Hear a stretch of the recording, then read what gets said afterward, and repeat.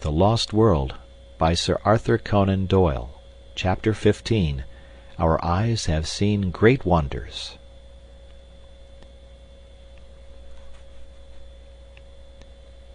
I write this from day to day, but I trust that before I come to the end of it, I may be able to say that the light shines at last through our clouds.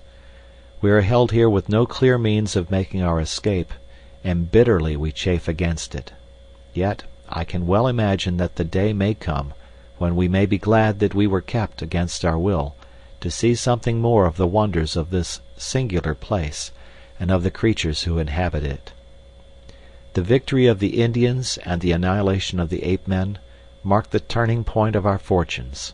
From then onwards we were in truth masters of the plateau, for the natives looked upon us with a mixture of fear and gratitude, since by our strange powers we had aided them to destroy their hereditary foe.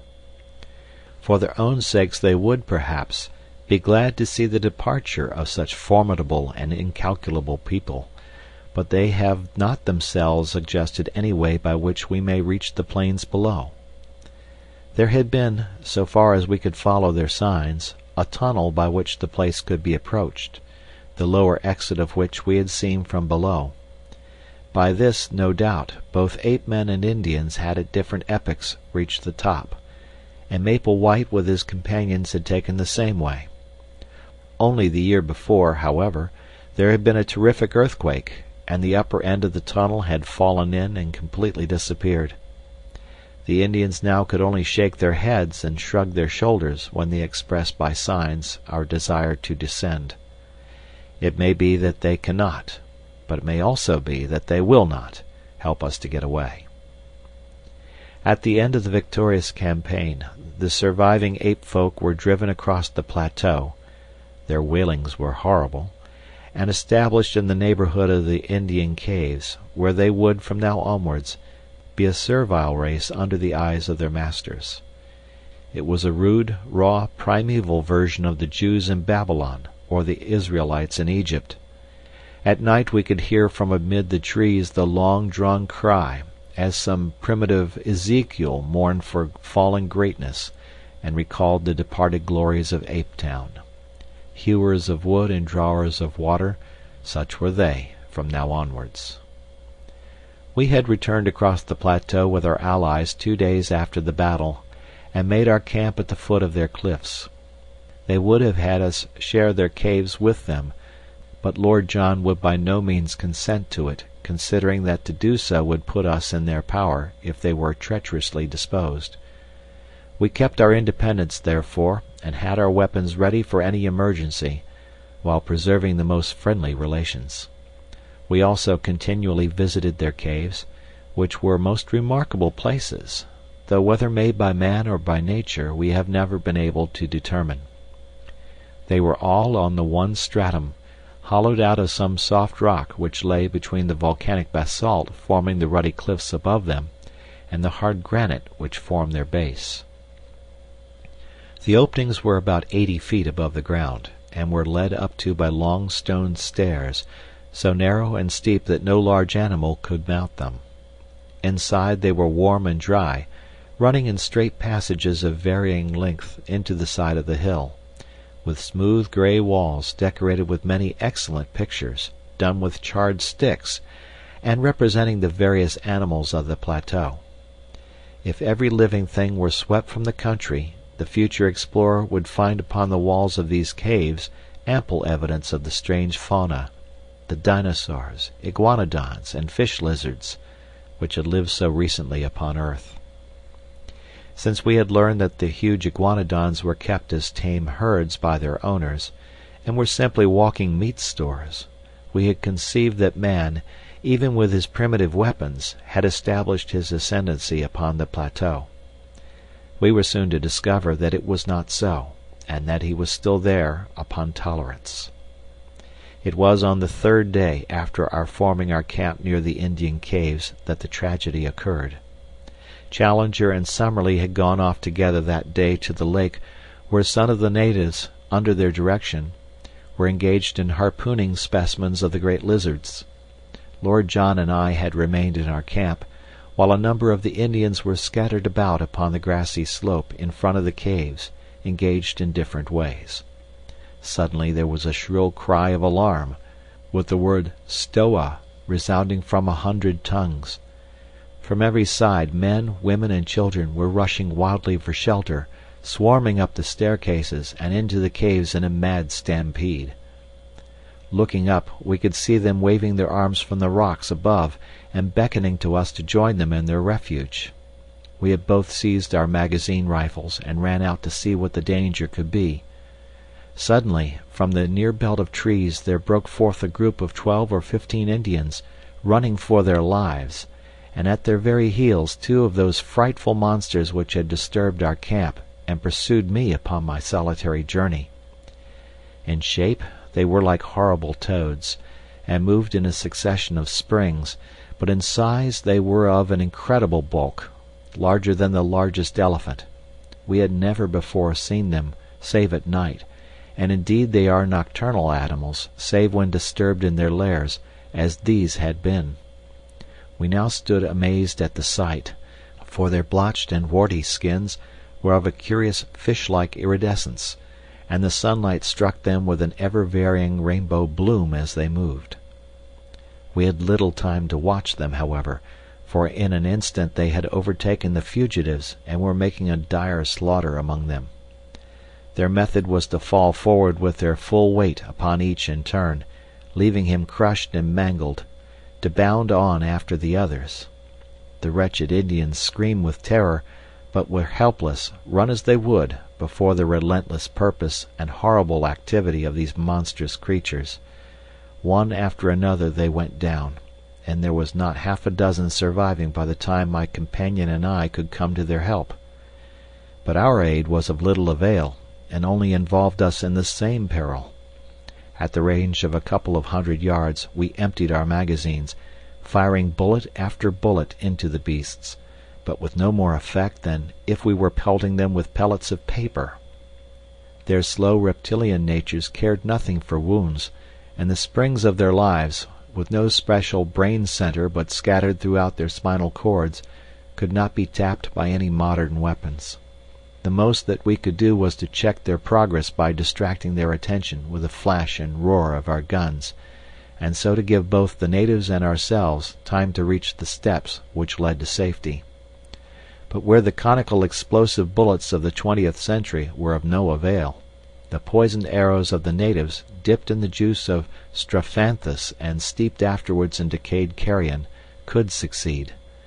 Such arrows were of little avail to the hunter who attacked the beast, because their action in that torpid circulation was slow, and before its powers failed it could certainly overtake and slay its assailant. But now, as the 2 monsters hounded us to the very foot of the stairs, a drift of darts came whistling from every chink in the cliff above them.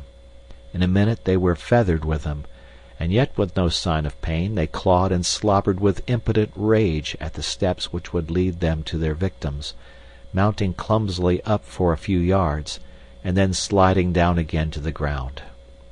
But at last the poison worked. One of them gave a deep rumbling groan and dropped his huge squat head onto the earth. The other bounded round in an eccentric circle with shrill, wailing cries, and then lying down, writhed in agony for some minutes before it also stiffened and lay still.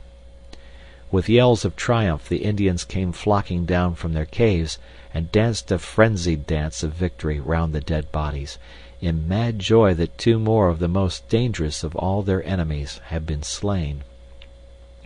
That night they cut up and removed the bodies, not to eat, for the poison was still active, but lest they should breed a pestilence. The great reptilian hearts, however, each as large as a cushion, still lay there, beating slowly and steadily, with a gentle rise and fall, in horrible independent life. It was only upon the 3rd day that the ganglia ran down and the dreadful things were still.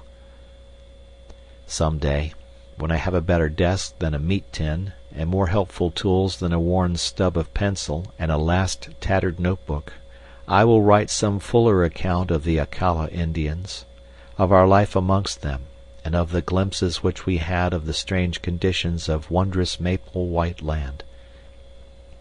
Memory at least will never fail me, for so long as the breath of life is in me, every hour and every action of that period will stand out as hard and clear as do the first strange happenings of our childhood. No new impressions could efface those which are so deeply cut. When the time comes I will describe that wondrous moonlit night upon the huge lake when a young ichthyosaurus, a strange creature, half seal, half fish to look at, with bone-covered eyes on each side of his snout, and a third eye fixed upon the top of his head, was entangled in an Indian net, and nearly upset our canoe before we towed it ashore. The same night that a green water snake shot out from the rushes and carried off in its coils the steersman of Challenger's canoe. I will tell, too, of the great nocturnal white thing. To this day we do not know whether it was beast or reptile, which lived in a vile swamp to the east of the lake, and flitted about with a faint phosphorescent glimmer in the darkness. The Indians were so terrified at it that they would not go near the place, and though we twice made expeditions and saw it each time, we could not make our way through the deep marsh in which it lived. I can only say that it seemed to be larger than a cow, and had the strangest musky odor. I will tell also of the huge bird which chased Challenger to the shelter of the rocks one day, a great running bird, far taller than an ostrich, with a vulture-like neck and cruel head which made it a walking death. As Challenger climbed to safety, one dart of that savage curving beak shore off the heel of his boot, as if it had been cut with a chisel. This time at least modern weapons prevailed, and the great creature, 12 feet from head to foot, Phororachus, its name, according to our panting but exultant professor, went down before Lord Roxton's rifle in a flurry of waving feathers and kicking limbs, with 2 remorseless yellow eyes glaring up from the midst of it. May I live to see that flattened, vicious skull in its own niche among the trophies of the Albany. Finally, I will assuredly give some account of the Toxodon, the giant 10-foot guinea pig, with projecting chisel teeth, which we killed as it drank in the grey of the morning by the side of the lake. All this I shall some day write at fuller length, and amidst these more stirring days I would tenderly sketch in these lovely summer evenings, when with the deep blue sky above us we lay in good comradeship among the long grasses by the wood, and marvelled at the strange fowl that swept over us, and the quaint new creatures which crept from their burrows to watch us, while above us the boughs of the bushes were heavy with luscious fruit, and below us strange and lovely flowers peeped at us from among the herbage. Or those long moonlit nights when we lay out upon the shimmering surface of the great lake, and watched with wonder and awe the huge circles rippling out from the sudden splash of some fantastic monster, or the greenish gleam, far down in the deep water, of some strange creature upon the confines of darkness. These are the scenes which my mind and my pen will dwell upon in every detail at some future day. But, you will ask, why these experiences and why this delay, when you and your comrades should have been occupied day and night in the devising of some means by which you could return to the outer world? My answer is, that there was not one of us who was not working for this end, but that our work had been in vain. One fact we had very speedily discovered: the Indians would do nothing to help us. In every other way they were our friends, one might almost say our devoted slaves, but when it was suggested that they should help us to make and carry a plank which would bridge the chasm, or when we wished to get from them thongs of leather or liana to weave ropes which might help us, we were met by a good-humored but an invincible refusal. They would smile, twinkle their eyes, shake their heads, and there was the end of it. Even the old chief met us with the same obstinate denial, and it was only Meritas, the youngster whom we had saved, who looked wistfully at us and told us by his gestures that he was grieved for our thwarted wishes. Ever since their crowning triumph with the ape-men they looked upon us as supermen, who bore victory in the tubes of strange weapons, and they believed that so long as we remained with them good fortune would be theirs. A little red-skinned wife and a cave of our own were freely offered to each of us if we would but forget our own people and dwell forever upon the plateau. So far all had been kindly, however far apart our desires might be, but we felt well assured that our actual plans of a descent must be kept secret, for we had reason to fear that at the last they might try to hold us by force. In spite of the danger from dinosaurs, which is not great save at night, for, as I may have said before, they are mostly nocturnal in their habits, I have twice in the last 3 weeks been over to our old camp in order to see our negro, who still kept watch and ward below the cliff. My eyes strained eagerly across the great plain in the hope of seeing afar off the help for which we had prayed, but the long, cactus-strewn levels still stretched away, empty and bare, to the distant line of the canebrake. "They will soon come now, Massa Ballon. Before another week pass, Indian come back and bring rope and fetch you down." Such was the cheery cry of our excellent Zambo. I had one strange experience as I came away from this second visit, which had involved my being away for a night from my companions. I was returning along the well-remembered route, and had reached a spot within a mile or so of the marsh of the pterodactyls, when I saw an extraordinary object approaching me. It was a man who walked inside a framework made of bent canes, so that he was enclosed on all sides in a bell-shaped cage. As I drew nearer I was more amazed still to see that it was Lord John Roxton. When he saw me he slipped from under his curious protection and came towards me laughing, and yet, as I thought, with some confusion in his manner. "Well, young fella," said he, "who would have thought of meeting you up here?" "What in the world are you doing?" I asked. "Visiting, my friend, the pterodactyls," said he. "But why?" "Interesting beast, don't you think? But unsociable. Nasty, rude way with strangers, as you may remember. So I rigged this framework which keeps them from being too pressin' in their attentions." "But what do you want in the swamp?" He looked at me with a very questioning eye, and I read hesitation in his face. "Don't you think other people besides professors can want to know things?" he said at last. "I'm studying the pretty dears. That's enough for you." "No offence," said I. His good humor returned, and he laughed. "No offence, young fella. I'm going to get a young devil chick for Challenger. That's one of my jobs. No, I don't want your company. I'm safe in this cage, and you are not. So long, and I'll be back in camp by nightfall." He turned away, and I left him wandering on through the wood with his extraordinary cage around him. If Lord John's behaviour at this time was strange, that of Challenger was more so. I may say that he seemed to possess an extraordinary fascination for the Indian women, and that he always carried a large spreading palm branch with which he beat them off, as if they were flies, when their attentions became too pressing. To see him walking like a comic opera sultan, with this badge of authority in his hand, his black beard bristling in front of him, his toes pointing at each step, and a train of wide-eyed Indian girls behind him, clad in their slender drapery of bark cloth, is one of the most grotesque of all the pictures which I will carry back with me.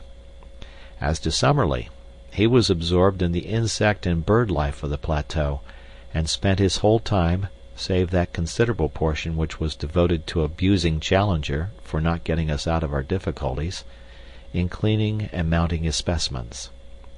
Challenger had been in the habit of walking off by himself every morning, and returning from time to time with looks of portentous solemnity, as one who bears the full weight of a great enterprise upon his shoulders. One day, palm branch in hand, and his crowd of adoring devotees behind him, he led us down to his hidden workshop, and took us into the secret of his plans. The place was a small clearing in the center of a palm grove. In this was one of those boiling mud geysers which I have already described. Around its edge were scattered a number of leathern thongs cut from iguanodon hide, and a large collapsed membrane which proved to be the dried and scraped stomach of one of the great fish lizards from the lake. This huge sack had been sewn up at one end, and only a small orifice left at the other. Into this opening several bamboo canes had been inserted, and the other ends of these canes were in contact with conical clay funnels, which collected the gas bubbling up through the mud of the geyser. Soon the flaccid organ began to slowly expand and show a tendency to upward movements. The Challenger fastened the cords, which held it to the trunks of the surrounding trees. In half an hour a good-sized gas bag had been formed, and the jerking and straining upon the thongs showed that it was capable of considerable lift. Challenger, like a glad father in the presence of his firstborn, stood smiling and stroking his beard, in silent, self-satisfied content as he gazed at the creation of his brain. It was Summerlee who first broke the silence. "You don't mean us to go up in that thing, Challenger?" said he in an acid voice. "I mean, my dear Summerlee, to give you such a demonstration of its powers that after seeing it you will, I am sure, have no hesitation in trusting yourself to it." "You can put it right out of your head now at once," said Summerlee with decision. "Nothing on earth would induce me to commit such a folly. Lord John, I trust you will not countenance such madness." "Deuced ingenious, I call it," said our peer. "I'd like to see how it works." "So you shall," said Challenger. "For some days I have exerted my whole brain force upon the problem of how we shall descend from these cliffs. We have satisfied ourselves that we cannot climb down and that there is no tunnel. We are also unable to construct any kind of bridge which may take us back to the pinnacle from which we came. How, then, shall I find a means to convey us? Some little time ago I had remarked to our young friend here that free hydrogen was evolved from the geyser. The idea of a balloon naturally followed. I was, I will admit, somewhat baffled by the difficulty of discovering an envelope to contain the gas, but the contemplation of the immense entrails of these reptiles supplied me with a solution to the problem. Behold the result!" He put one hand in the front of his ragged jacket and pointed proudly with the other. By this time the gas bag had swollen to a goodly rotundity and was jerking strongly upon its lashings. "Midsummer madness!" snorted Summerlee. Lord John was delighted with the whole idea. "Clever old dear, ain't he?" he whispered to me, and then louder to Challenger, "What about a car?" "The car will be my next care. I have already planned how it is to be made and attached. Meanwhile I will simply show you how capable my apparatus is of supporting the weight of each of us." "All of us, surely?" "No, it is part of my plan that each in turn shall descend as in a parachute, and the balloon be drawn back by means which I shall have no difficulty in perfecting. If it will support the weight of one and let him gently down, it will have done all that is required of it. I will now show you its capacity in that direction." He brought out a lump of basalt of a considerable size, constructed in the middle so that a cord could be easily attached to it. This cord was the one which we had brought with us on to the plateau after we had used it for climbing the pinnacle. It was over 100 feet long, and though it was thin it was very strong. He had prepared a sort of collar of leather with many straps depending from it. This collar was placed over the dome of the balloon, and the hanging thongs were gathered together below, so that the pressure of any weight would be diffused over a considerable surface. Then the lump of basalt was fastened to the thongs, and the rope was allowed to hang from the end of it, being passed 3 times round the Professor's arm.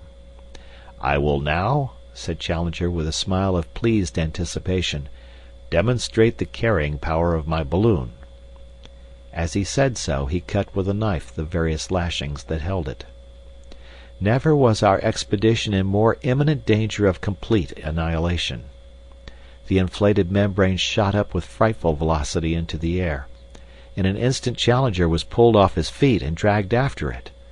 I had just time to throw my arms round his ascending waist, when I was myself whipped up into the air. Lord John had me with a rat-trap grip around the legs, but I felt that he also was coming off the ground. For a moment I had a vision of 4 adventurers floating like a string of sausages over the land that they had explored. But, happily, there were limits to the strain which the rope would stand, though none apparently to the lifting powers of this infernal machine. There was a sharp crack, and we were in a heap upon the ground with coils of rope all over us.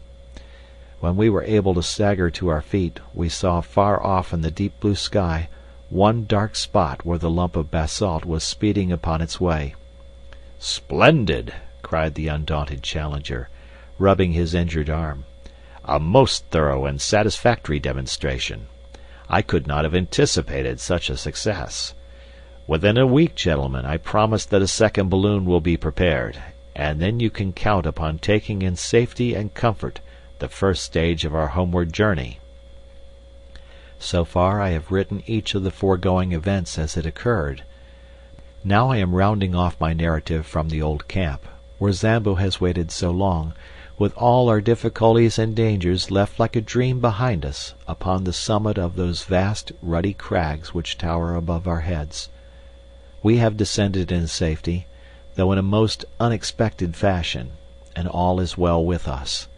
In 6 weeks or 2 months we shall be in London, and it is possible that this letter may not reach you much earlier than we do ourselves.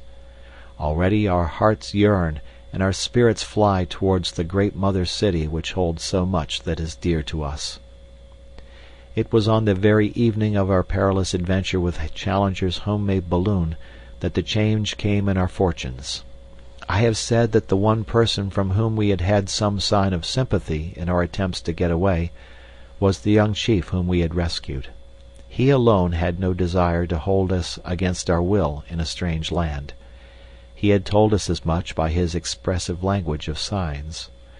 That evening, after dusk, he came down to our little camp, handed me, for some reason he had always shown his attentions to me, perhaps because I was the one who was nearest his age, a small roll of the bark of a tree, and then pointing solemnly up at the row of caves above him, he had put his finger to his lips as a sign of secrecy, and had stolen back again to his people. I took the slip of bark to the firelight, and we examined it together.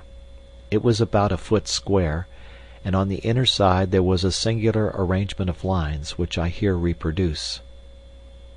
They were neatly done in charcoal upon the white surface, and looked to me at first sight like some sort of rough musical score. "Whatever it is, I can swear that it is of importance to us," said I. I could read that on his face as he gave it. "Unless we have come upon a primitive practical joker," Summerlee suggested, "which I should think would be one of the most elementary developments of man." "It is clearly some sort of script," said Challenger. "Looks like a guinea puzzle competition," remarked Lord John, craning his neck to have a look at it. Then suddenly he stretched out his hand and seized the puzzle. "By George!" he cried. "I believe I've got it. The boy guessed right the very first time. See here. How many marks are on that paper? 18. Well, if you come to think of it, there are 18 cave openings on the hillside above us." "He pointed up to the caves when he gave it to me," said I. "Well, that settles it. This is a chart of the caves. What? 18 of them all in a row, some short, some deep, some branching, same as we saw them. It's a map, and here's a cross on it. What's the cross for? It is placed to mark one that is much deeper than the others." "One that goes through!" I cried. "I believe our young friend has read the riddle," said Challenger. "If the cave does not go through, I do not understand why this person, who has every reason to mean us well, should have drawn our attention to it. But if it does go through and comes out at the corresponding point on the other side, we should not have more than 100 feet to descend." "100 feet," grumbled Summerlee. "Well, our rope is still more than 100 feet long," I cried. Surely we could get down." "How about the Indians in the cave?" Summerlee objected. "There are no Indians in any of the caves above our heads," said I. "They are all used as barns and storehouses. Why should we not go up there now at once and spy out the land?" There is a dry bituminous wood upon the plateau, a species of araucaria according to our botanist, which is always used by the Indians for torches.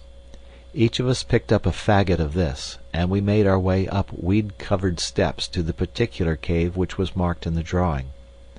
It was, as I have said, empty, save for a great number of enormous bats, which flapped round our heads as we advanced into it.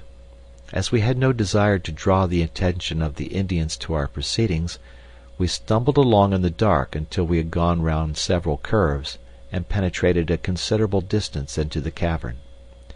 Then, at last, we lit our torches.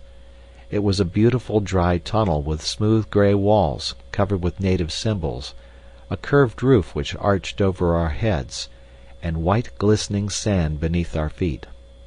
We hurried eagerly along it until, with a deep groan of bitter disappointment, we were brought to a halt. A sheer wall of rock had appeared before us, with no chink through which a mouse could have slipped.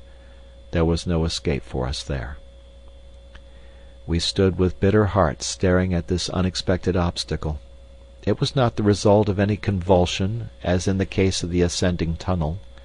The end wall was exactly like the side ones. It was, and had always been, a cul-de-sac.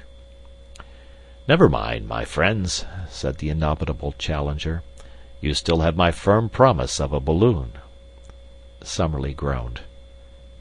"Can we be in the wrong cave?" I suggested. "No use, young fella," said Lord John, with his finger on the chart. 17 from the right, second from the left. This is the cave, sure enough." I looked at the mark to which his finger pointed, and I gave a sudden cry of joy. "I believe I have it! Follow me! Follow me!" I hurried back along the way we had come, my torch in my hand. "Here," said I, pointing to some matches upon the ground, "is where we lit up." "Exactly." "Well, it is marked as a forked cave, and in the darkness we passed the fork before the torches were lit. On the right side as we go out we should find the longer arm." It was as I had said. We had not gone 30 yards before a great black opening loomed in the wall. We turned into it to find that we were in a much larger passage than before. Along it we hurried in breathless impatience for many hundreds of yards. Then suddenly, in the black darkness of the arch in front of us, we saw a gleam of dark red light. We stared in amazement. A sheet of steady flame seemed to cross the passage and to bar our way. We hastened towards it. No sound, no heat, no movement came from it, but still the great luminous curtain glowed before us, silvering all the cave and turning the sand to powdered jewels, until as we drew closer it discovered a circular edge. "The moon, by George!" cried Lord John. "We are through, boys, we are through!" It was indeed the full moon which shone straight down the aperture which opened upon the cliffs.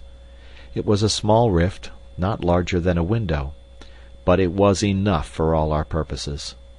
As we craned our necks through it we could see that the descent was not a very difficult one, and that the level ground was no very great way below us. It was no wonder that from below we had not observed the place, as the cliffs curved overhead, and an ascent at that spot would have seemed so impossible as to discourage close inspection. We satisfied ourselves that with the help of our rope we could find our way down, and then returned rejoicing to our camp to make our preparations for the next evening. What we did we had to do quickly and secretly, since even at this last hour the Indians might hold us back. Our stores we would leave behind us, save only our guns and cartridges. But Challenger had some unwieldy stuff which he ardently desired to take with him, and one particular package, of which I may not speak, which gave us more labor than any. Slowly the day passed, but when the darkness fell we were ready for our departure. With much labor we got our things up the steps, and then, looking back, took one last long survey of that strange land, soon I fear to be vulgarized, the prey of hunter and prospector, but to each of us a dreamland of glamour and romance, a land where we had dared much, suffered much, and learned much, our land, as we shall ever fondly call it. Along upon our left the neighboring caves each threw out its ruddy, cheery firelight into the gloom. From the slope below us rose the voices of the Indians as they laughed and sang. Beyond was the long sweep of the woods, and in the center, shimmering vaguely through the gloom, was the great lake, the mother of strange monsters. Even as we looked, a high whickering cry, the call of some weird animal, rang clear out of the darkness. It was the very voice of Maple White Land bidding us good-bye. We turned and plunged into the cave which led to home. 2 hours later, we, our packages, and all we owned, were at the foot of the cliff. Save for Challenger's luggage, we had never a difficulty. Leaving it all where we descended, we started at once for Zambo's camp. In the early morning we approached it, but only to find, to our amazement, not one fire but a dozen upon the plain. The rescue party had arrived. There were 20 Indians from the river, with stakes, ropes, and all that could be useful for bridging the chasm. At least we shall have no difficulty now in carrying our packages, when tomorrow we begin to make our way back to the Amazon. And so, in humble and thankful mood, I closed this account. Our eyes have seen great wonders, and our souls are chastened by what we have endured. Each is in his own way a better and deeper man. It may be that when we reach Para we shall stop to refit. If we do, this letter will be a mail ahead. If not, it will reach London on the very day that I do. In either case, my dear Mr. McArdle, I hope very soon to shake you by the hand. End of chapter.